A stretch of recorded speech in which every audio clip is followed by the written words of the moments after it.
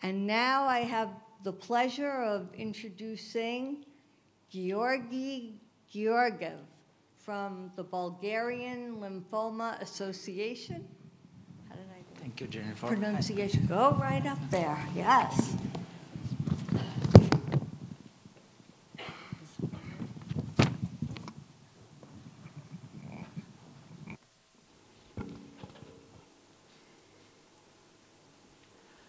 Hello, everybody. My name is Georgi Georgiev. I'm from Bulgaria. It's a pleasure to be here,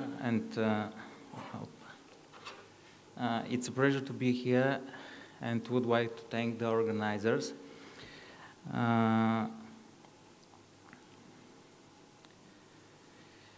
The Bulgarian Lymphoma Association was founded in 2006 by the chairperson Pirika Petrova, was a non-profit organization. Since then, the organization has been able to help patients at their journeys after diagnosis. Here on this slide, you can see some of the main goals and missions. For example, improving doctor-patient communication, protecting human rights, and improving the quality of life, and etc. Of course, to achieve our goals, we organize different activities such as sporting events, Rotary Run Together. As a result of this event, 500 people were registered in the Bulgarian Registry of Potential Stem Cell Donors immediately on the site. Another activity that association does is make short film with the idea of supporting patients and their family. Last year, we made 2 videos, and this year we created one more for loving memory, Elena Georgieva, who was a CAL patient. And now I would like to present the video and to watch it together.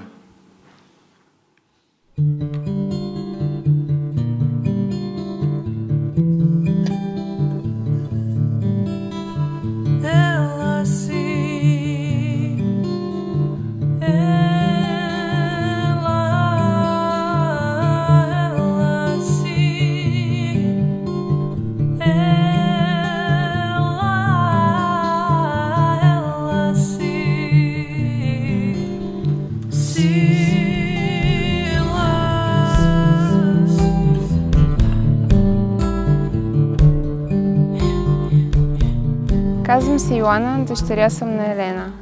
За първи път се сблъсках с диагнозата хронична лимфоцитна левкемия през 2010, когато мама беше диагностицирана с болестта. Спомням си колко разстроена и притеснена бях за нея. За мен новината значеше смъртна присъда за майка ми. Но вместо аз да я успокоявам, тя започна да ме успокоява и да ми дава кураж. От баба знам, че такъв ефект е имала и върху пациентите в отделенията, в които е лежала. Винаги им е давала кураж и им е повдигала духа с нейното чувство за хумор. Всеки човек иска да остави следа след себе си. Мама остави пътека за всеки един доброволец.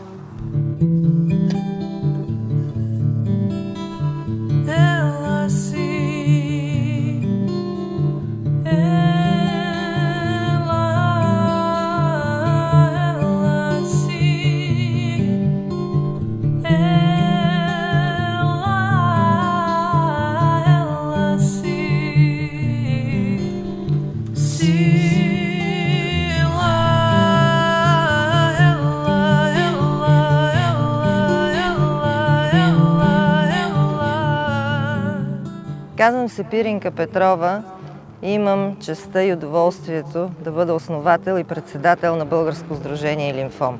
През тези почти 20 години съдбата ме срещна с много хора. Има хора, които минават през живота ни незабележимо и дори не си спомняме за тях. Но има и такива, които оставят дълбока следа и не можем да ги забравим. В тях е силата, волята, любовта. Като Елена. огромна духовна сила, побрана в крехко тяло. Сигурна съм, че у всеки от нас има останало нещо от тази сила. От ентусиазма, с който тя се включваше в международните форуми като наш представител и във всички инициативи на Българско сдружение Лимфом като неуморен доброволец. Не е нужно да имаш голямо богатство, за да помагаш. Нужно е ти да си голям, като Елена.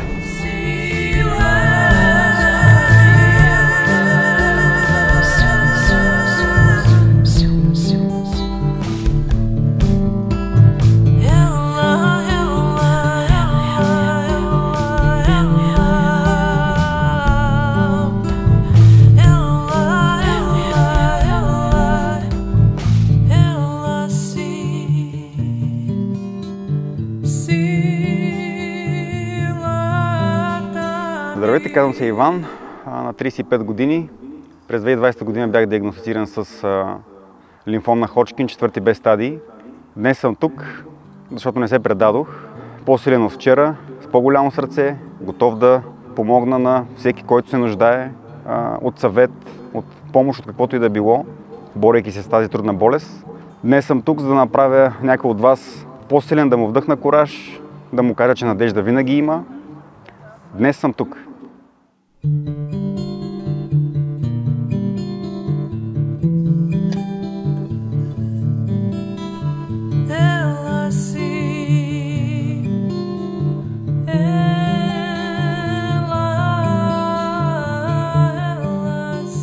Аз съм Ивета, съпругата на Иван. Днес сме тук по-силни от всякога и преборили болестта. И ще продължаваме да се борим с всичко, което живота ни предлага. До всички пациенти и техните близки искам да ви кажа, че не сте сами.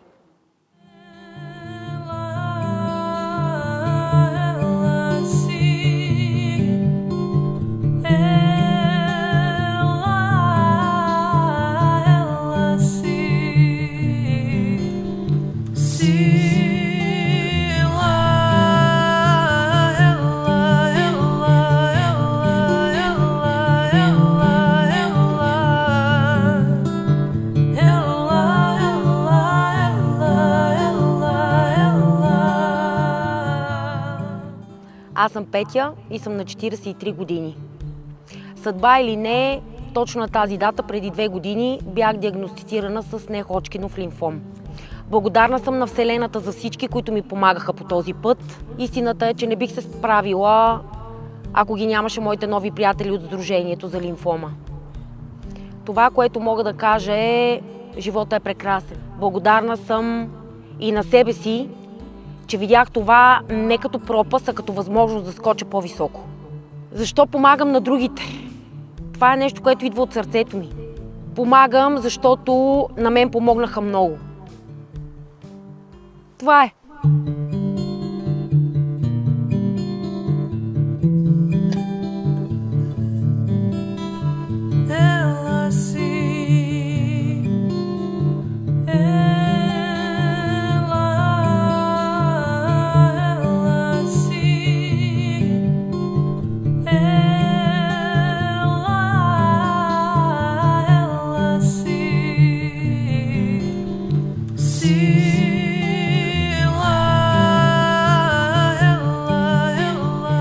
Една лястовичка пролет не прави, е казал народът.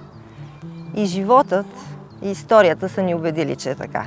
Един пример от българската история, който всички знаем.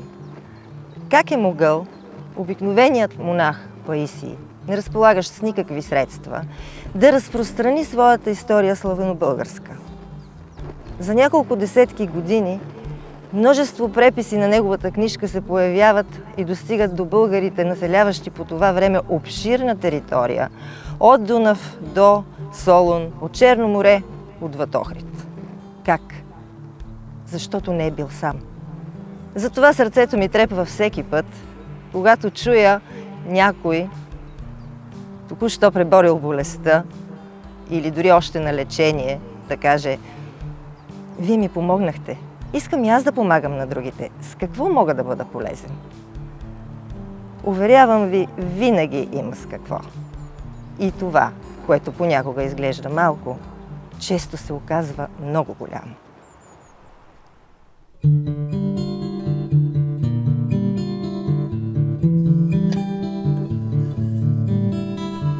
Ela